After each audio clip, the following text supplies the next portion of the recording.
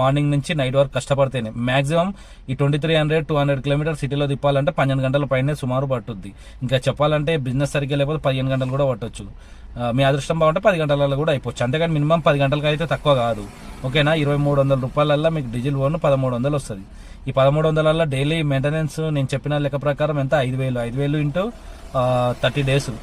30 డేస్కు 5000 into ఎంత అవుతుందండి మీకు సుమారు 200 రూపీస్ అట్లా 150-200 యావరేజ్గా పెట్టుకోండి.